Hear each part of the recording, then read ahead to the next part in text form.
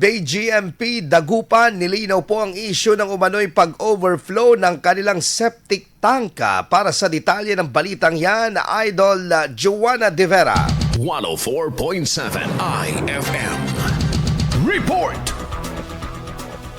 Nagbigay linaw ang Bureau of Jail and Management Penology ng Dagupan City ukol sa balitang daing ng ilang residente tungkol sa umano'y pag-overflow ng kanilang septic tank. Ayon sa panayam ng IFM News Dagupan kay Dagupan BJMP Jail Superintendent Lito Lamose, maaaring napagkakamalan ng mga residente na mula sa septic tank ang tubig na dumadaloy palabas, subalit tubig lamang umano ito mula sa mga pinagliguan at pinaglabhan ng mga person deprived of liberty. Nakikita po nila na overflow na dumadaan po doon sa kanal natin, yan po ay ikinabit lang natin doon sa kanal ng barangay.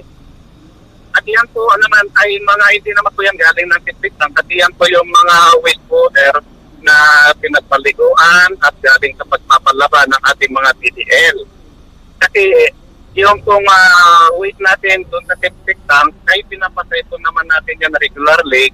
Monthly po na pumupunta dyan ang malabanan typhoon para kunin po yung mga wastewater po natin sa septic tank.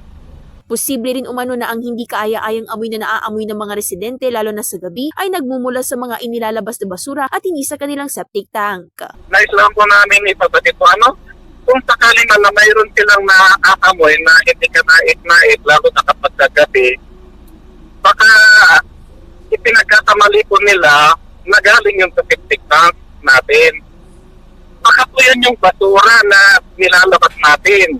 Lalong-lalo na po yung mga yung mga kaning baboy o yung mga leftover natin sa kusina. Yan po yung nilalabas natin tuwing gabi. At kinabukasan po po yan. Yan po yung minsan na umaalingasaw. Pero tinutugunin po rin ng opisyon na yan kasi naglagay na po tayo dyan ng konkretong basurahan at sa kanila dyan na rin po natin ang takip. Samantala, inaasahang mababawasan ang dami ng tubig na dumadaloy sa kanal sa pagpapatayo ng bagong jail sa bayan ng San Fabian kung saan kapag natapos ay dito ilalagay ang mga PDL na hindi naninirahan sa Dagupan City. Kasama mo na rito sa IFM Dagupan, ito si Idol Joanna De Vera, Tatak IFM. IFM News. IFM News. IFM News.